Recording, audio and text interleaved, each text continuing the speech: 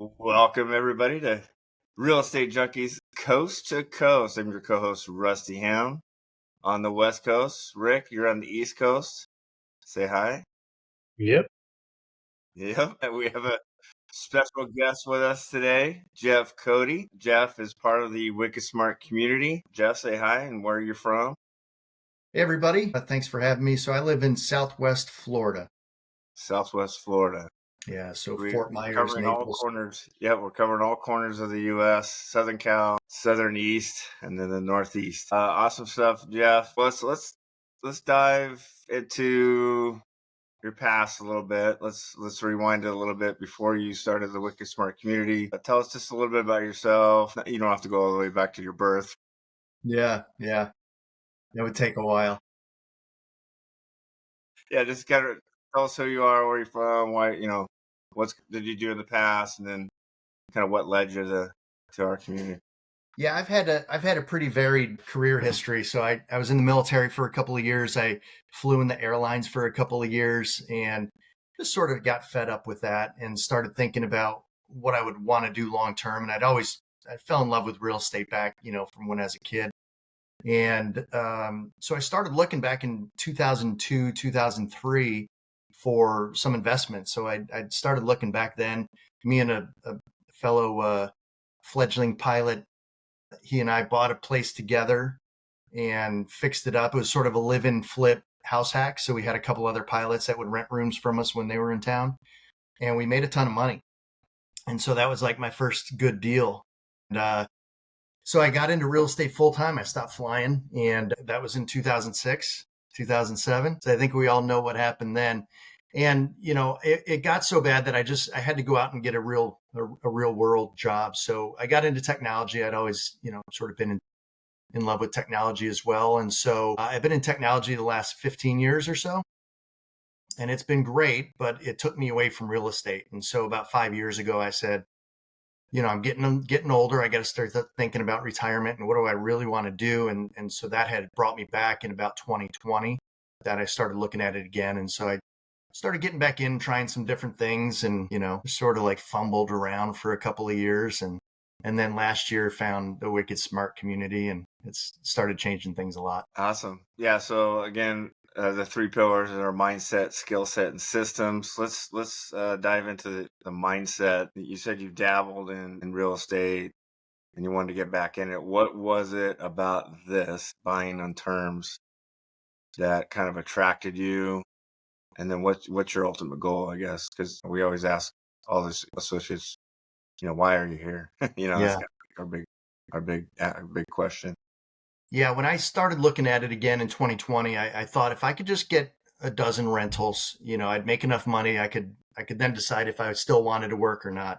And I quickly realized that rentals are pretty hard to cash flow right away, especially in a market where prices are increasing and rents are not increasing in line. And so I said, well, maybe I'll do some flips and I'll lend on some projects. So I lent a pretty sizable amount on a project that we bought in 2021. We still own it today. So you can imagine the return on that is no longer there. So I lost money on that deal. I did a flip on my own. We got hit by a hurricane as I was finishing that flip. So ended up losing some money on that deal. And so I said, all right, the problem with those deals I realized was I didn't source them. I didn't think those were great deals. At the time, they seemed like good deals. I said, all right, let me start focusing on me finding the deals. And if I can find a good deal, I can do whatever I want with it. I can wholesale it or keep it. And so I started getting into the world of wholesaling and trying to be a deal finder and started doing that. But then, you realize the downside of everything as you start getting into it. You need a lot of deals. You need a lot of time to find leads, to, be able to find enough wholesale deals to really build a business. And I think that has served me well because, I started talking to sellers a lot more and stuff. But that's a job, and I found Chris on a podcast talking about 3 paydays. And I'm like, all right, I like this idea, and so I started getting into it a lot more. And last summer, I started talking to Chris and came to one of the live events in August, which was In the Trenches Bootcamp, and that really sealed it for me. Nice. Rick, you were a wholesaler there for a bit, weren't you? I tried to. It, like Jeff said, it's another job, and it takes a lot to get a deal. And what you get, a $5,000 or $10,000 wholesale fee, especially in the market, and you're not flipping, so the buyers, which were other investors that were flipping, some of them, they don't leave enough. You've got to make it. You got to leave enough meat on the bone for you to profit, but you're always seeking that next deal. Like Jeff said, you've always got to keep that pipeline going. Yeah, and what I heard from Jeff just briefly is that you invested money, you put money into a project. It didn't go well for whatever reason, hurricane, all that kind of stuff. So you put money into, like, you get a loan, I'm assuming. Yeah, I Or had some cash available in an account that I said, you know what, if I can put this in and get a small return and at least start getting into real estate, let yeah, me do that. And yeah. now I So wish I had. I hear you. It sounds like your why is you don't necessarily want to be involved in a W-2 anymore. Does that sound accurate? Yeah, I think, we all would love to be our own boss. And, like I said, I'm getting older and I want to think about what do I want to do for the next chapter of my life. And I think I'd rather have my own career, my own business, call the shots, work the schedule that I want to work, make the money I want to make. You can't do that with a W-2. Rick, you're right. We're both right there. We both. I mean, I was a full-time teacher. I was tenured. They couldn't fire me unless I murdered somebody. Yeah. It was just impossible to. So I had a job security for sure, but I was miserable. Right. Actually, I was just not there. Now, I think, Rick, I think you agree that, our lives are so much better that we just have our own business, have our own time that we can manage. Yep, it's just a feeling of much more freedom. Even though at times coaching, as you and I do, Rusty, it takes a lot of your time, but it's very enjoyable, and you're learning the whole time, even when you're coaching. Yeah. Oh yeah. I'm still learning, right? I always ask Chris, certain things, just like the other day, Rick, we asked him about, um, pre-foreclosures and stuff. We had a question on that, and short Short sale. sale. We didn't have a question, so we're still learning as coaches. Jeff, let's get into kind of the skill set. You said you had some real estate experience. Obviously, you've talked to sellers before. You've done deals before. What's the difference between that and the terms, and speaking to sellers about terms? Kind of describe that. Yeah, I think there's some nuances when you're talking to sellers about selling on terms that you just have to understand a little bit differently. It's not, do you want to sell? Okay, what's your price? You have to really understand their motivation to know if this could be a good fit for them. And then if it is, what is it that's going to make it a win for them? And I think that's the most important thing that you guys have helped me start uncovering with sellers is it the price that is most important to them, or is it spreading out the payments? There's a lot of benefits that can be there for the sellers. It's just we have to figure out what's best for them to make it a win-win. Yeah, and again, you're asking sellers to allow you to take over their home for a period of time, right? They have to wait for their money, which not a lot do. And that's why one of our first questions is, hey, do you need it or want it right now? And if they don't, then there's a solution for them, and we are educating them on that solution, right? So, Rick, I don't know if you want to add anything onto the skill set part of it. So far, Jeff, what have you found to be the most challenging in improving on to get the skill sets? I think it's just getting the reps in, as a having a W-2, like we talked about, having a family and having other responsibilities that I have. It's just finding the time to get enough dials in and get enough conversations in. And that's really what it's all about is, you're going to get to a certain point where you're proficient enough to run a business. The more dials and the more conversations you can have and the quicker you can do that, the quicker that business will take off. And I think it's just a numbers game, and it's just a practice and proficiency. But getting to that point is where you just have to put the reps in. And so for me, it's finding the time. And I work with Chris a lot on this is, where do I find time in my day to, to break away? Is that after work? Is that on weekends? Where is it that I can find the time to get those reps in? Right. And I know in working with other associates and myself, that and Rusty and I both experienced it, is if it's important enough to you, you find the time. It's just coming up with a solution to find that time. And I know Chris had us do the 15-minute drill, right? Every 15 minutes, write down what you've done during the day. It does take a lot of time, but you do it over a week and then you look back over it and you look at, wow, I can really get more time than I thought I did. Yeah. So describe that, Jeff, because you recently posted it, right? So we looked it over.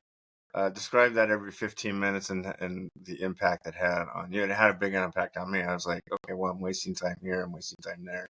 Yeah, exactly. So describe that.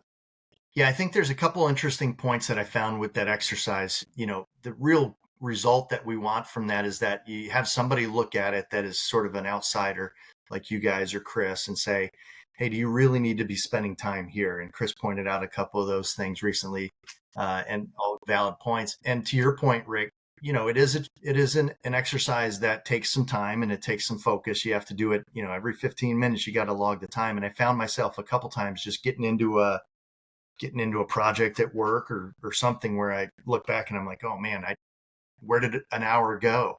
And I got to think about what I did for that hour. But I think going through the exercise itself made me really think about what I'm doing right now. Is that really helping me achieve my goal?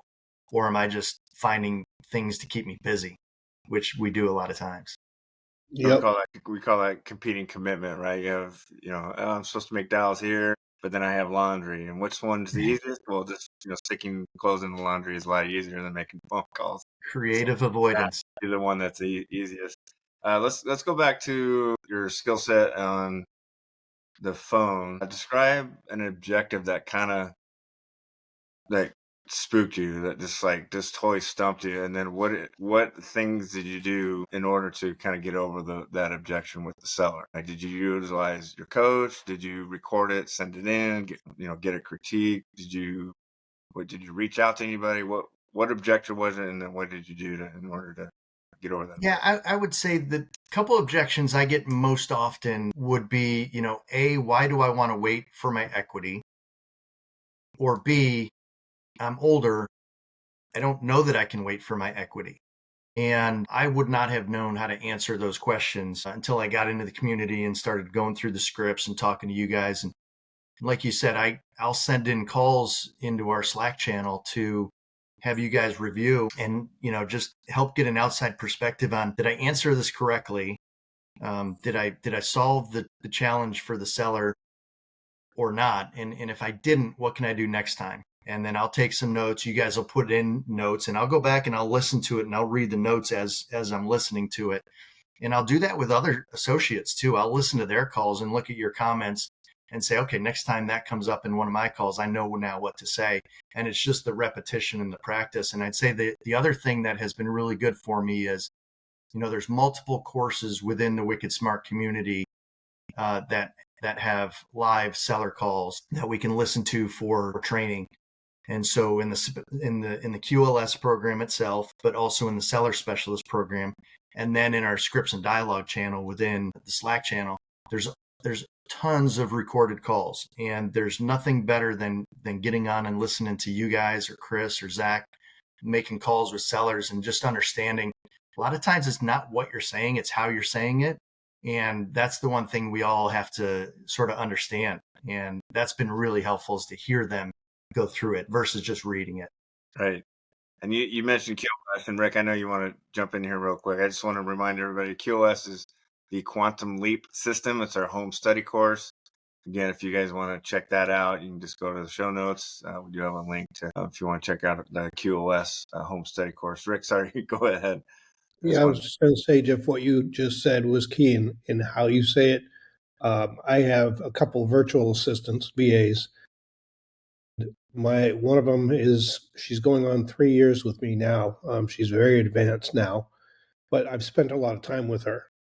The first 3 months or so, came across she had sellers give her a hard time, and she came across very scripted.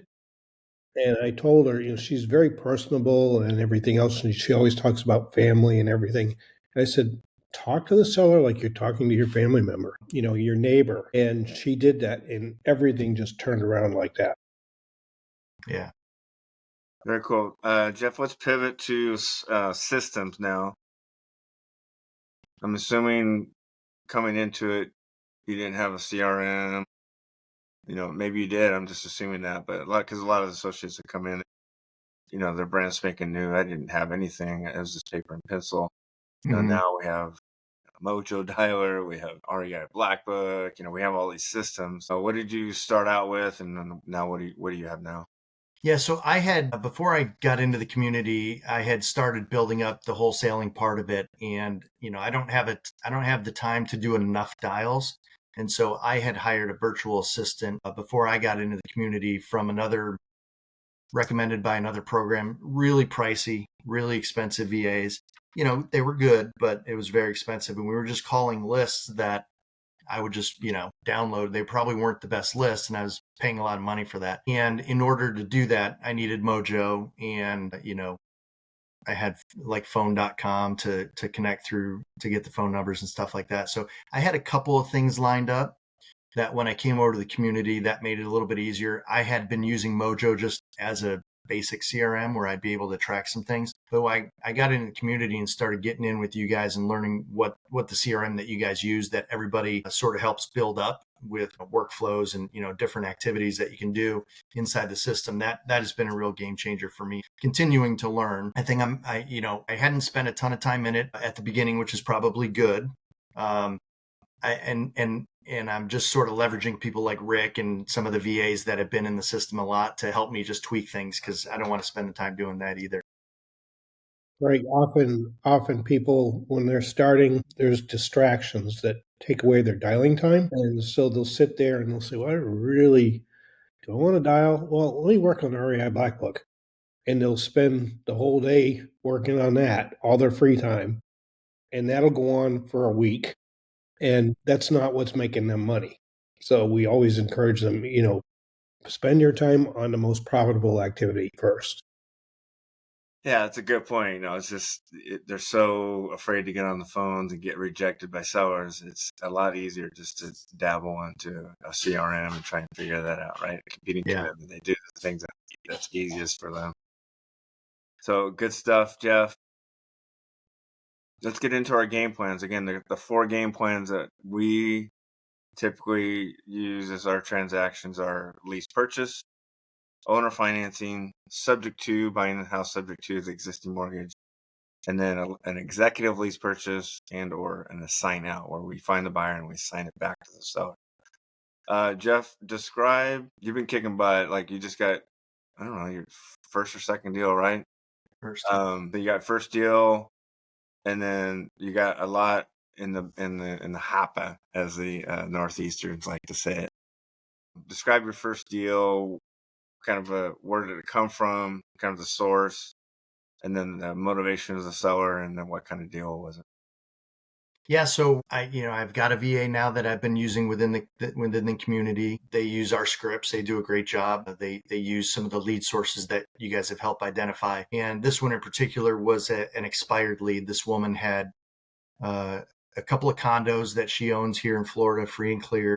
Had tried selling them. They just hadn't sold. So it had expired from the realtor's listing. So my VA had called her and she said, yeah, I've been trying to sell this one. I'm open to, other ideas. So the VA had opened the door to a creative financing type solution. And she was open to it. So I called her, and super nice, really open to the idea. And I think you mentioned, it was free and clear. And so it seemed like a really good owner finance type situation. And that's where we started. Yeah. So that's where we started with the conversation with her. And I had one of the other coaches on, Mike, help me do a couple of calls with her. And, one of her big sort of challenges was the capital gains piece. She was going to have to pay some taxes on it because it was a property she had not lived in. And when we started talking through it, she said, well, I'm going to have to pay, capital gains tax on it. I'm not sure I want to do that. And, Mike helped me pivot to a lease purchase, which he was a lot more interested in, which, for us it's all good. That's a good deal for us as well. So that's how we locked it up as a lease purchase. Yeah. So again, for those listeners, lease purchases, we're going to agree on a price. We're going to agree on a length of term with the seller. We're going to lock in their equity, and then on or before that term is over, we're simply going to cut them a check for their equity and then pay off the remaining balance of the loan. Rick, do you have anything to add on on his deal? And do you have any questions that you have for Jeff on that one?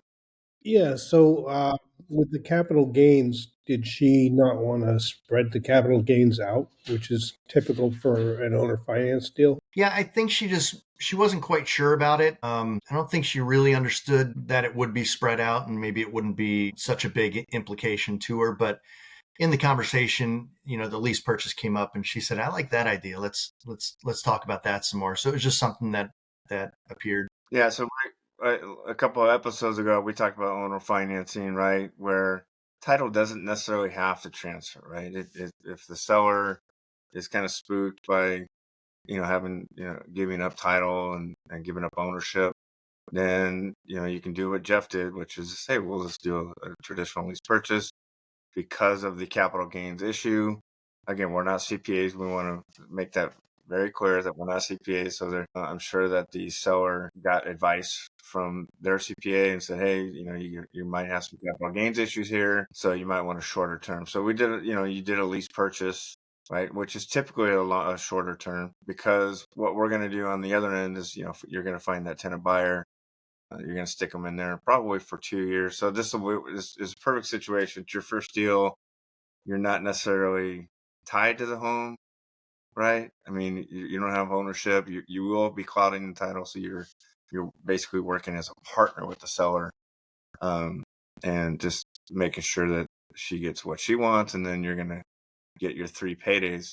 So what's the price of the home, and what are your 3 paydays, and what's your projected if it goes the full 30? Yeah, so we had she was trying to sell it at 265. I think she realized that she wasn't going to be able to. She was having a hard time. There are a lot of condos on the market down here, which I think can be good for us. But she was, as we talked about it, she was okay taking 250. So we got it under contract with her for $250,000.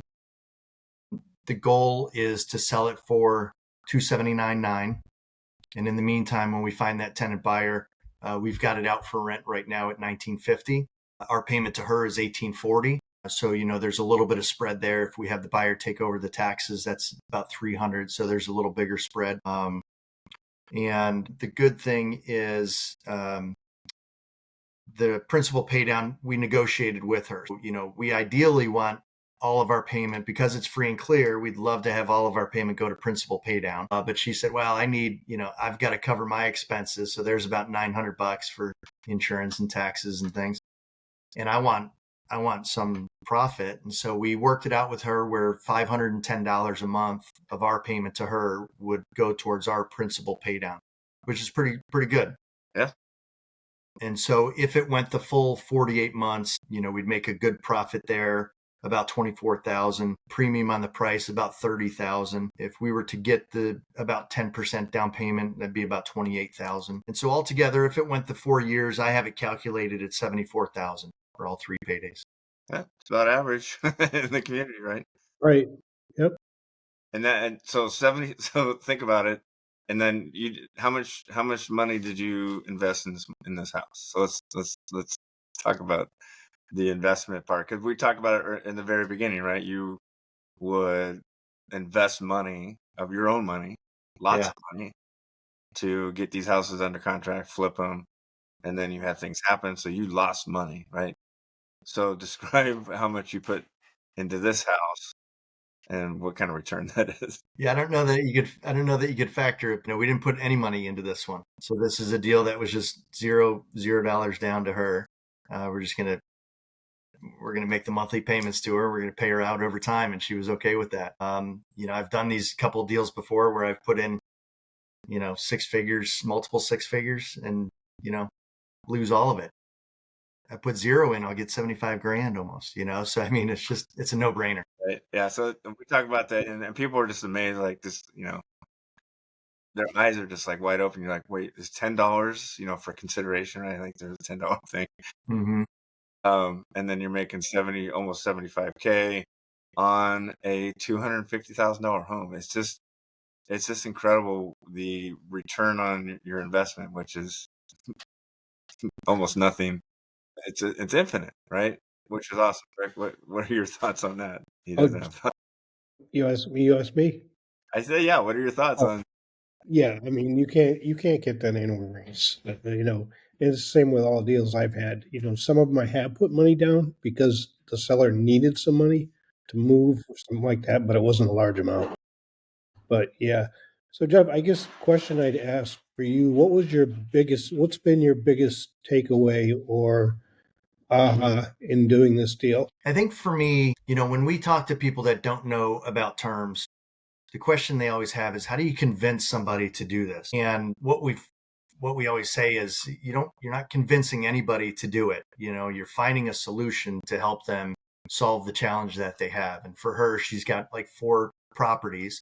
She was just sort of done renting them. It was a hassle for her. Oh, it was fine. It was making her money, and they were, it's just a hassle. She wanted to go travel, and she wanted to do things and not have to worry about these places. So for her, it was solving that challenge, getting her a good price. The market's not super hot for condos right now. So she could have waited months and not sold it. So for her, just solving that challenge for her, I think was great.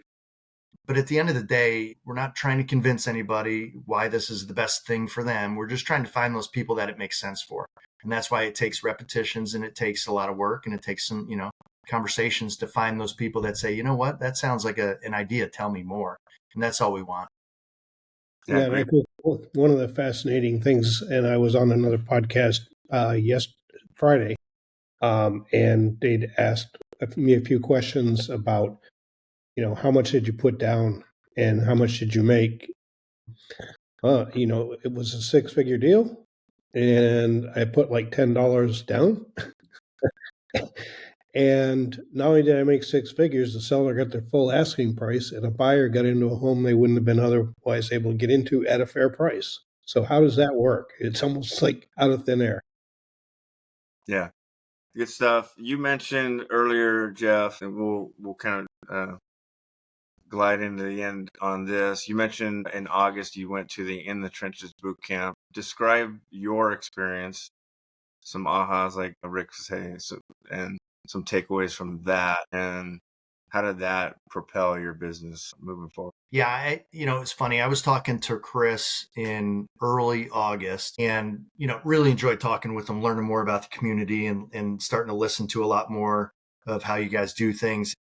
And I know you guys were up in the Northeast, and I said, man, it's a shame. I'm going to be in Boston next week. It's a shame I couldn't. There wasn't something going on where I could come meet with you guys, And he said, well, when are you going to be here? And I told him, and he said, well, oddly enough, we've got it In the Trenches Bootcamp next week. And I said, all right, I was going to come up on Thursday. I had to be in Boston anyway on a Friday. I said, I was going to come up Thursday night. Why don't I come up Tuesday night? So I came up Tuesday night. We spent Wednesday.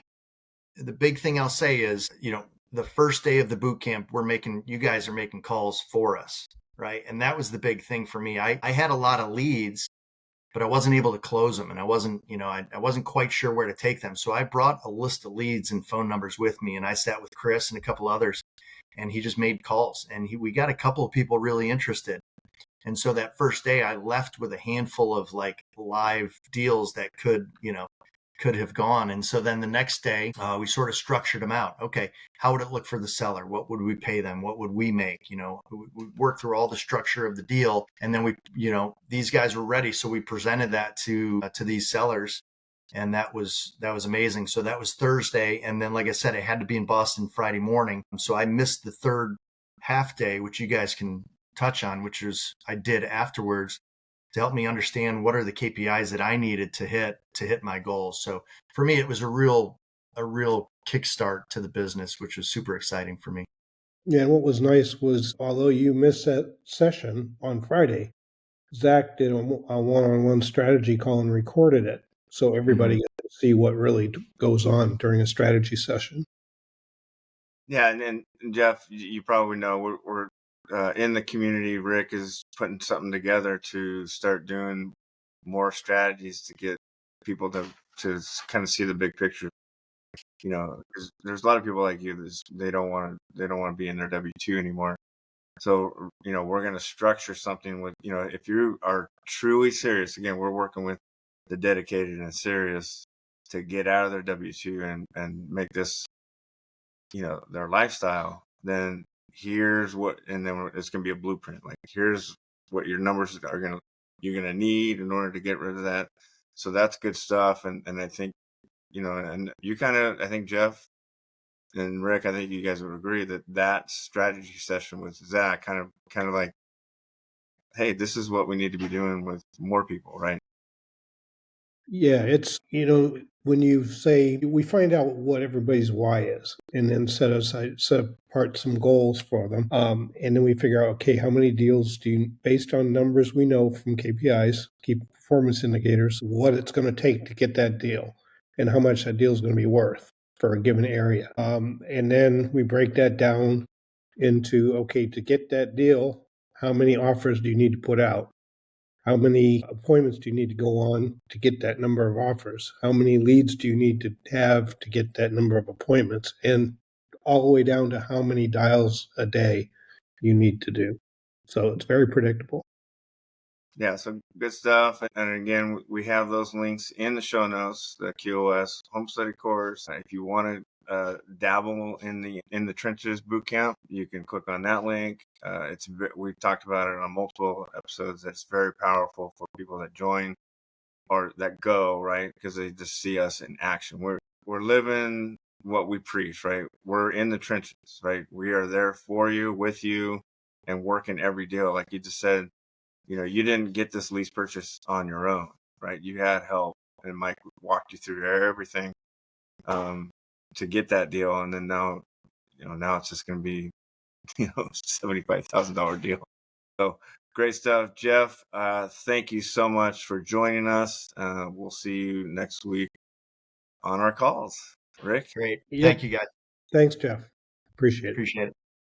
All right, guys. Take care. We'll see you guys next week. All right. See you, everyone.